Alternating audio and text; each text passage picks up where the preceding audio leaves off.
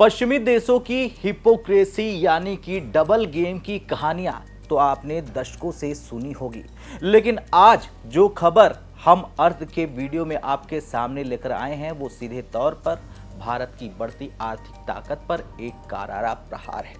दोस्तों, जिस यूरोपीय यूनियन ने इस साल की शुरुआत में यानी जनवरी में भारत को मदर ऑफ ऑल डील्स के सपने दिखाए थे, उसी यूरोप ने आज भारत की पीठ में छुरा घोंप दिया है। अब ये मैं क्यों कह रहा हूं, आखिर ऐसा क्या हुआ कि जनवरी में दोस्ती का हाथ बढ़ाने वाला यूरोप अगस्त आते आते भारत पर भारी टैरिफ लगाने लगा। क्या यूरोप भारत के स्टील सेक्टर की रफ्तार से पूरी तरह से डर गया है? आज हम बात करेंगे डबल गेम के उस नए चैप्टर की जिसे यूरोप ने ड्यूटी और टैक्स के नाम पर लिखा है। दरअसल इस साल जनवरी 2026 की बात है। दावोस में दुनिया भर के दिग्गज जमा थे। वहां यूरोपीय कमीशन की president Ursula von der Leyen ने बड़े गर्व से कहा था कि वो भारत आ रही हैं एक ऐसी ऐतिहासिक ट्रेड डील साइन करने जिसे उन्होंने मदर ऑफ ऑल डील्स कहा। अब भारत को ये लगा शायद अब यूरोप के साथ व्यापार के नए दरवाजे खुल जाएंगे, लेकिन 7 अगस्त 2026 की ये खबर देखिए। यूरोपीय यूनियन की मेटल्स एसोसिएशन ने भारत सहित 5 देशों पर डेफिनेटिव ड्यूटीज यानी कि पक्का टैक्स लगा दिया है। ये ड्यूटी लगी है सीआर फ्लैट स्टील पर, यानी वादा दोस्ती का और काम दुश्मनी वाला। अब आप सोच रहे होंगे दोस्तों कि आखिर भारत को ही निशाना क्यों बनाया। इसका बहुत सरल और सीधा जवाब है भारत की तरक्की और उससे यूरोप चल गया है।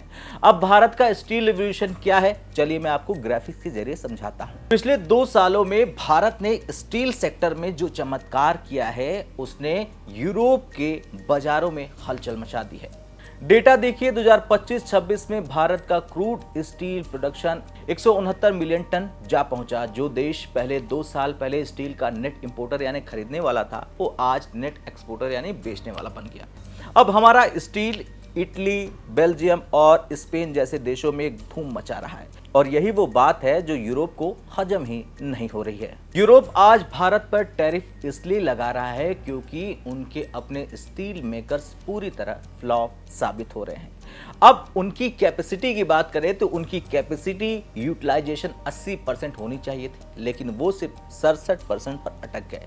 हाई एनर्जी कॉस्ट और घटती डिमांड ने उनकी कमर ही तोड़ दी। अपनी अक्षमता को सुधारों के बजाय उन्होंने भारत, जापान, ताइवान, तुर्की और वियतनाम जैसे देशों के स्टील पर 9.5% की एंटी डंपिंग ड्यूटी ठोक दी है। आपके सामने स्क्रीनशॉट है।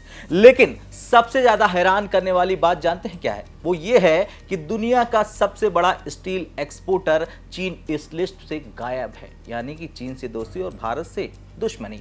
चीन ने 131 मिलियन टन स्टील एक्सपोर्ट किया, फिर भी यूरोप ने उसे निशाना नहीं बनाया।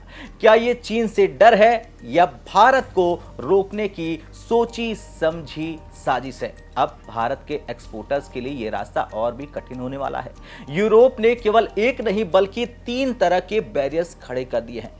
मैं एक एक करके आपको बताता हूं 3 बैरियर्स कौन से हैं, 3 बड़ी चुनौतियां कौन कौन सी है।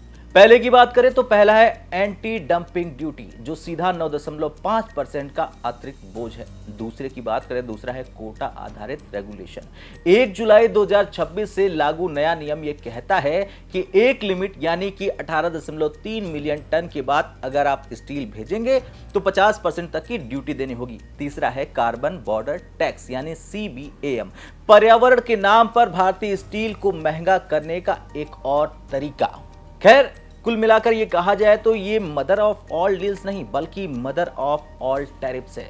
तो क्या भारत चुप बैठेगा? बिल्कुल नहीं बैठेगा। साल 2025 में भारत ने भी 12% की सेफ गार्ड ड्यूटी लगाकर दिखा दिया था कि हम अपने हितों की रक्षा करना अच्छे जानते हैं। अगर यूरोप फ्री मार्केट की बात करता है तो उसे नियमों का पालन करना ही होगा, और अगर व्यापार एक तरफा होगा तो ये FTA सिर्फ कागजों पर ही धरा रह जाएगा। भारत को अब एक आक्रामक अप्रोच अपनानी होगी, जैसे को तैसा, यानी अगर हमारा स्टील वहां रुकेगा तो उनके लग्जरी प्रोडक्ट के लिए भारत के दरवाजे भी इतने आसान नहीं होने वाले हैं।